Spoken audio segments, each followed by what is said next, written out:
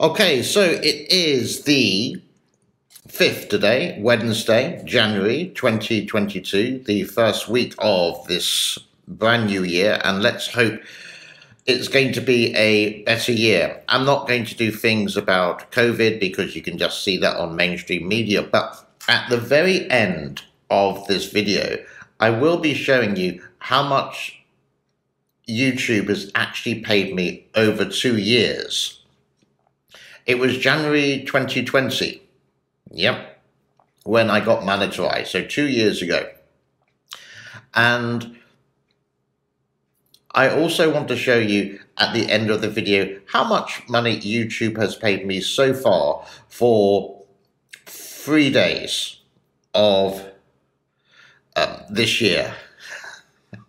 And how unstable it is of any kind of income. Very strange indeed, or not strange necessarily, but interesting.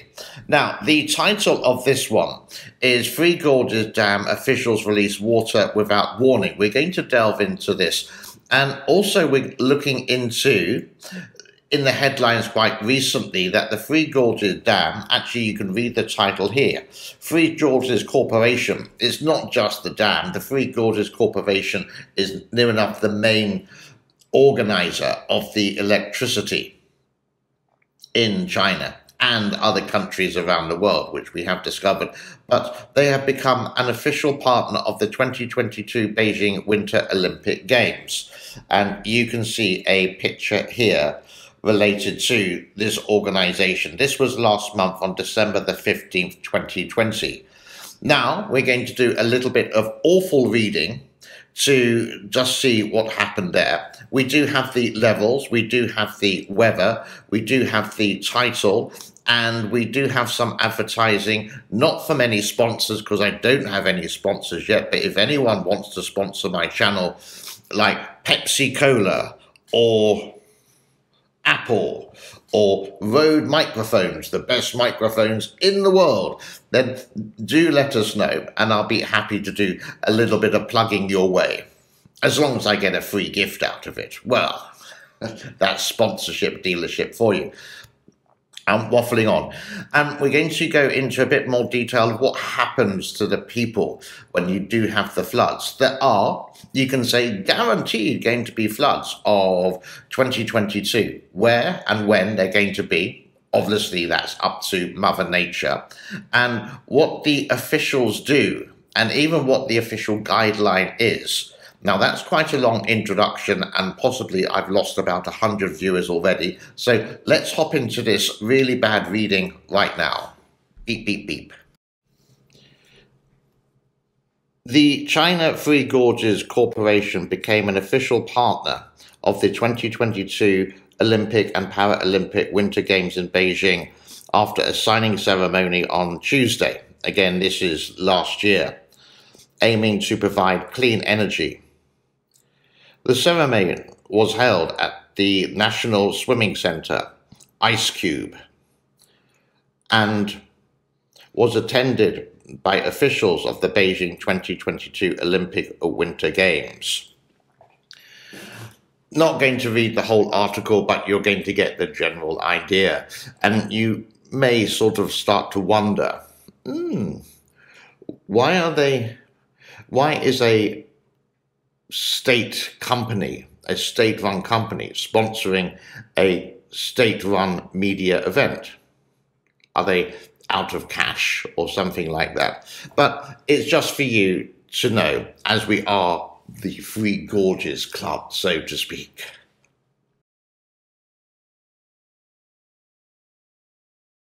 All right, enough of that. Let's move on to the levels for today. Kutan is gone up again, still at 170.31. Three Gorges, we don't know the inflow, but the outflow is 8,170, and that's gone down at 170.07. This is the strange thing. I did mention it yesterday, and I will continue to mention this. If you do this year by year and look back at last year, by now, January the levels would be about 160. So it seems to be like 10 over. And the question is why? And I can sort of guess that there are some problems internally in the actual dam, that they can't release the water fast enough. And we have no webcam, that's completely disappeared, so we can't actually see any outflow or even measure the speed of water, which we could near enough up to January, February last year. So maybe something a little bit spooky is going on. And the weather looks like this. It is actually a little bit rainy in central China. I have done near enough the whole of China on this map. And coming up very shortly, you will see some rain. And if you look very closely, there is a little bit of snow there. It's not a lot of rain. It's like 1, 2, 3 millimeters, nothing to write home about. But it is there near enough around the whole of central China, going from west to east. And a little bit of snow as well, I do believe that you can see occasionally there. You can't see the measurement of snow, but you can actually see the actual dots when they put the snow in. Okay, going to the main bit of today about releasing the flood water. Now, here are some articles from the past, and also how unreliable hydroelectric power is, not just in China, but throughout the world. This is the first article. Official reports from Chongqing indicate that the outlying districts of Jiangling and Yuqian were badly impacted by floods. In total, 163,000 people were affected, including more than 82,000 evacuated from their homes. Okay, this is what happened. This is what happens when they do release flood water from dams. In China, they don't inform the people. They don't inform the people. If they inform the people get compensation. If they don't inform the people get absolutely nothing. If they're not insured, they lose their home, they may lose their livelihood. We don't know what actually happens to these people after the floods. Do they wait till it all dries out and say, there you go, there's your home, bye-bye? I could imagine, yeah, get on with it. Bad luck, you don't have any insurance. But which insurance company is going to insure people for flood when it happens on a year-to-year basis? It's not going to be good business sense. So no insurance company, communist or international, would go through that. So these poor people are left with nout. It's very difficult to move in China. It's so much red tape and paperwork, etc. So most people would stay in their area, unless they're a student. But after they're a student, they have to go back to their hometown, unless they can get a company to give them the job and therefore start the massive the red paperwork, the red tape, the red type. Oh, it goes on. So people sort of go, oh, what's the point? But there was always a point for a cup of coffee. Let's move on. We can do the opposite as well. In recent years, the Yangtze Basin, not usually salt of water, has been hit by 2 serious droughts. The first in 2006 and the next one in March 2010. 2010 when the Three Gorges Dam was operational. Also in the southwest, some people blamed the disasters on the Three Gorges Dam because it was holding back water and they were running out of water, whatever the reason. So can you see that it doesn't matter where the dam is. If there's a drought, they hold back the water, and it's up to the officials. Now, the officials, you have the guy who presses the button who releases the water. You have his supervisor. Then you have his junior manager, then the senior manager, then the CEO, and then the CCP official. None of them want to make the actual choice whether to press the button to release the water or hold it back. It has to go through that chain of command. It's a really slow process. People are scared if they make the decision by themselves and it's the wrong decision, they get whisked off to somewhere never to be seen again, like a black op camp or something like that. You know what I'm trying to get at. Look at Hernan last year. Why did the city flood? It's meant to be a sponge city. Yes, there was unprecedented 600 millimeters of water there, granted, but it shouldn't have been that bad. Why?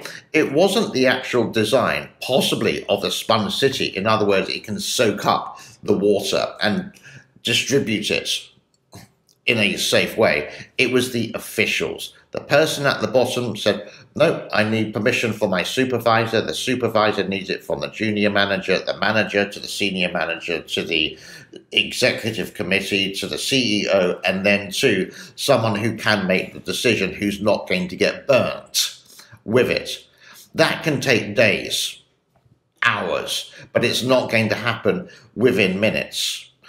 So droughts can occur in the Three Gorges. Now, since I've been doing this channel, 2020 we had really bad floods on the Yangtze. 2021 we had bad floods on the Yellow River.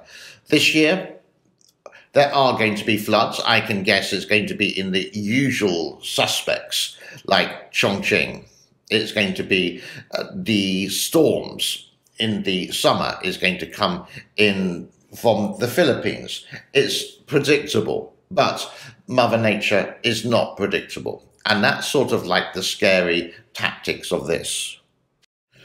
One more old article. The dam's most important role, flood prevention, has also been a source of controversy. Informed sources say that government officials downstream of the dam have asked operators to release water in order to reduce flood risks. Measuring the dam is under pressure from both sides. The Three Gorges, for example, if they hold back water and don't release the water, Chongqing floods. If they release the water, and like in 2020, Wuhan, the place of the virus, floods. So it's a battle of cities, which one to choose. And that's the hard thing. The Three Gorges Dam is a bad design, period. We know that. It should have been curved, 37 billion to build it. They're doing dams, better dams in China, a lot cheaper, curved, and going to be producing more electricity if the Three Gorges is producing hardly any. The last report I had was 25% of the actual outflow, near enough, instead of producing electricity for tens of millions, it's possibly, or hundreds of millions, it may be like 5 or 10 million. It's tiny compared to what it's supposed to do. I'm going a little bit off topic. So these government officials, they will fight and they will battle, but the dam is not complete. There's no freshwater lake close by where they can divert. If you look at a map of China, look at the Yangtze River. The nearest freshwater lake or reservoir is past Wuhan. So the water's got to go all that way. There's no other way. So the plains of the Yangtze Basin, the river, get flooded. There's nowhere where the water can go. That's obviously going to destroy crops. So can you see it's not complete? China, this is a little bit impolite, that let's say a social media website, Tencent, WeChat, it's not complete in a way that it has bugs, it has errors, it hasn't really been updated. Now, recently I had a little chat on Skype that has been updated. I didn't like Skype before, but oh my God, the picture is in HD. I can use my GoPro, I can use the microphone to chat. So I can have like a really good business meeting, so to speak. But WeChat have not improved at all. So things in China, when they don't have any competition, never get completed. It's nearly done, but not almost done. And then let's see what happens later, and maybe we can botch it up with a little bit of super glue. I don't know if you agree or disagree with my thoughts or my feelings. It's just how I like to express. Now, I'm going to do a little bit of advertising now. A couple of days ago, or yesterday, I did make a video related to the situation in the northwest of China. And if you do want to see the whole video, I think like 300 people have watched it so far. The link is in the description below. But it looks like this.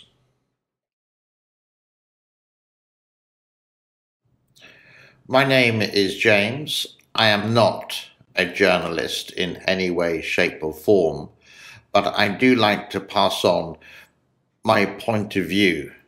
And the title of this show, or this video, is China's Dirty Secrets.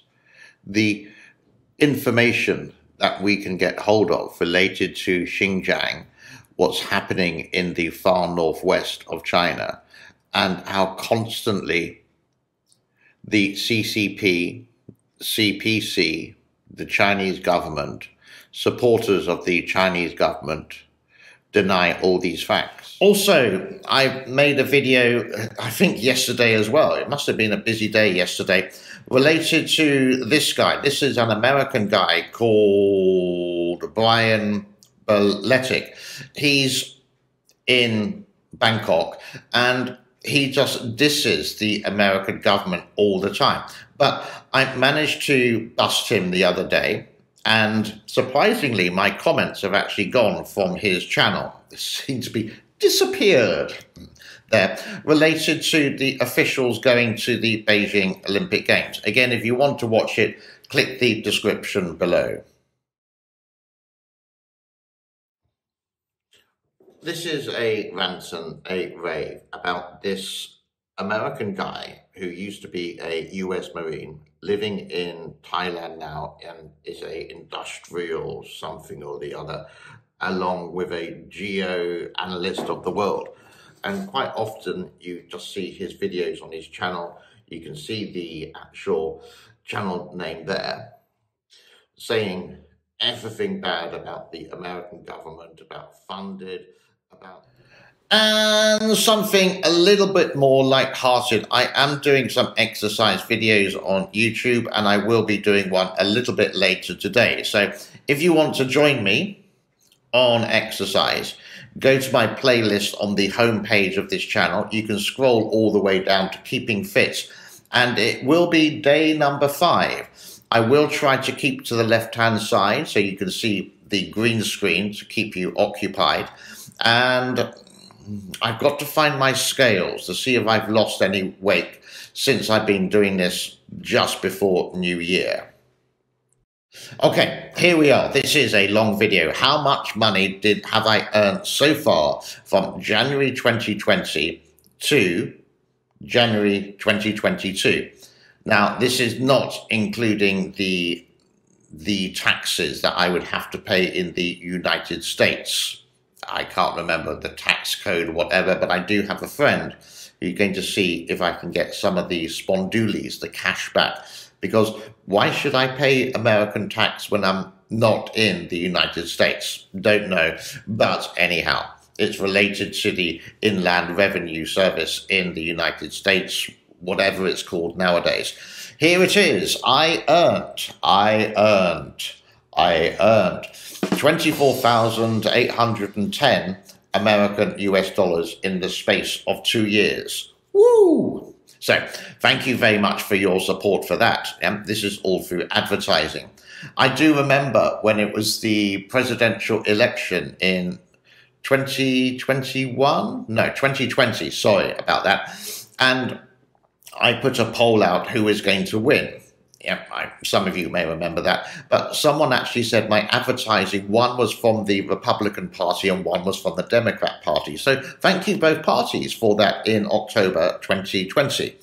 How much have I earned in the space of 3 days on YouTube? YouTube will show me the money 2 days behind. Even though it's the 5th, I will see the money on the 3rd. And it's a grand total of, I am so rich, it's so nice, $30.26 before tax. It's a very unstable hobby if you're wanting to get a guaranteed income. It is, take it as a hobby until you get over 100,000 subscribers, until you get something a bit more substantial, a bit more there. It's all to do with the viewers and subscribers. Once you get over 100, I'm going to do the rest on my iPhone because my GoPro suddenly got very hot and switched itself off. So, well, yeah, once you get to 100,000 subscribers, then you get verified by YouTube, and obviously then they're going to push more revenue your way through more advertising. So many thanks for the people who do watch the adverts. It helps pay for my Christmas, which it did this year, and a little bit of this house that I bought. So thank you very much indeed. That is it for me for today. Thank you so much for your time, your patience, your well-being. And if you got to the end, congratulations. I would love to give you a kiss and a hug. Yeah, let's just leave it there for now. Tokyo is well. He's sleeping downstairs. Sophie is good as well. She is also sleeping downstairs on a very lazy Wednesday afternoon. Me, I'm working upstairs. But it's nice and cool because I have the air conditioning on up there. Ooh, nice. The temperature in the room is like 25. Outside, I really don't know what it is. I'm waffling on too much. Let's leave it there for today. Bye. Thank you, thank you, thank you.